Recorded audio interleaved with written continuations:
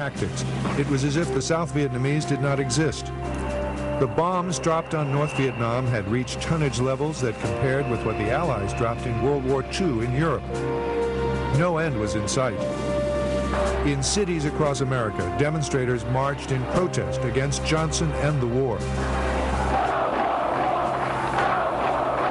Johnson had escalated the Vietnam War without paying attention to the public and Congress.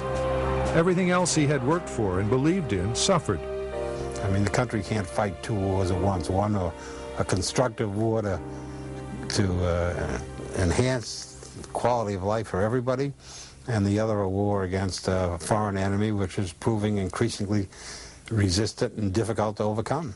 So it paralyzed the Great Society. Johnson had lost control over what he knew best, the Congress.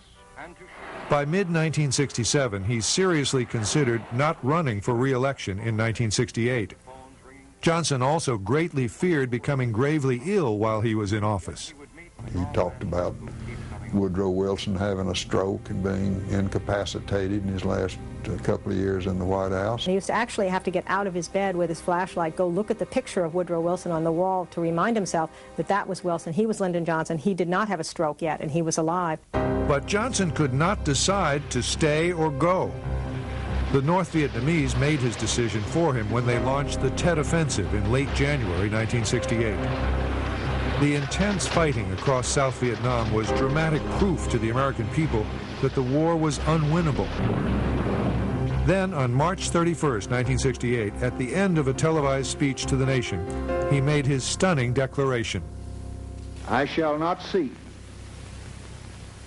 and I will not accept the nomination of my party for another term as your president. He was a political realist. And what he understood was that if he tried to run again, he would possibly lose the nomination and possibly, maybe even probably, lose the election. And it would have been horribly humiliating and distressing to him. And it disturbed him deeply that there was so much division and dissent.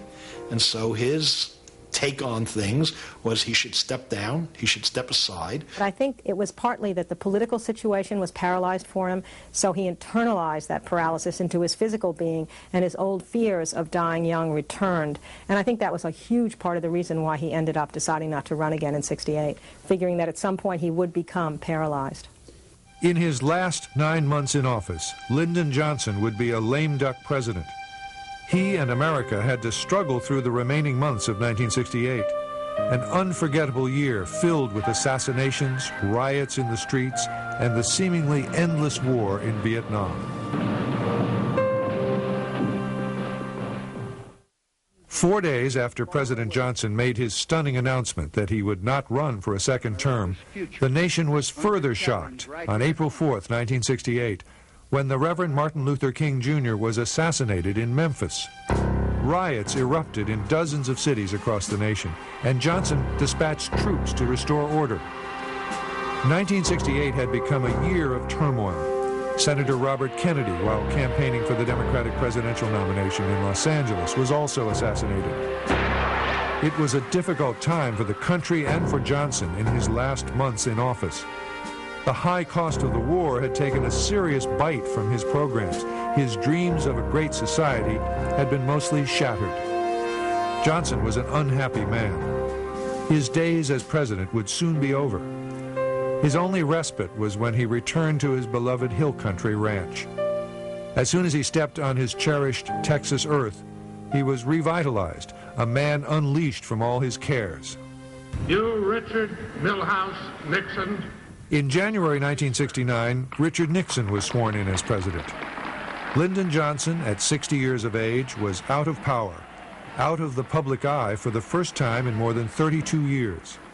He retired permanently to his ranch home close to where he was born, and where the adjustments to his new life would not be easy. It was difficult for him to be a passive character. His whole life had been so engaged with being active, with doing things, with performing, with achieving. On the ranch, Johnson kept busy writing his memoirs, working with Lady Bird on her autobiography, and helping build his monument, the Lyndon Baines Johnson Library. But his life was different from the one he had lived in Washington. In the mornings, he'd have meetings just like he used to in the White House, but no longer was it the White House staff he was meeting with, but his 6 field hands to determine how many eggs would be laid that day, or how many tractors would get fixed in which fields. Johnson stayed mostly on the ranch, spending as much time as possible with family and friends. And I think as a result of not having a purpose for his life, a larger ambition, there was always an underlying sadness. Now, he could camouflage it at times. First of all, he looked great in those last years. He let his hair grow, and it softened his image to have these white curls surrounding his hair. And he seemed to be in good spirits. But my impression, seeing him over and over again during that period of time, was that he was never a happy man, and then almost was willing himself to die by the end. In his retirement, Johnson ignored his doctor's advice. He started smoking again. He drank more than he did when he was in the White House, and he put on weight. Johnson's health was not good in his last years. He began having angina attacks after 1 year and 2 months after he got out of the presidency, so that ruled his life pretty much. But Johnson still made the occasional speech. One of his last major public appearances was at a symposium on civil rights at the Lyndon Johnson Library in Austin 6 weeks before he died. My doctor admonished me not to speak at all this morning. In the middle of his address, he reached into his pocket. I'm going to do that because... And he put something into his mouth. And those of us who knew and loved him then had absolutely no doubt, as I did, that what he'd done was taken a nitroglycerin and put it under his tongue, and he looked so strained. And so when the address was over, I threw my arms around him, and I said to him, "Daddy, Daddy, what's wrong?" And he said, "Oh, Lucy, I had a severe attack of angina last night." After that severe attack of chest pain in Austin, Johnson spent his time resting at the ranch in Johnson City. He was clearly not well, but no one around him knew how seriously ill he really was.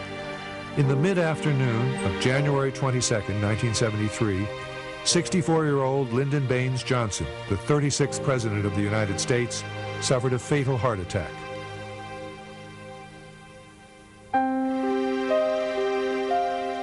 His body first lay in state at the Johnson Library in Austin. Then it was taken to the rotunda of the Capitol in Washington, where more than 40,000 people filed past the coffin. In the late afternoon of the next day, a chilly day filled with rain, on the northern bank of the Pedernales River, Lyndon Johnson was buried beneath a sprawling oak tree, next to his mother and father, in the family graveyard on his ranch.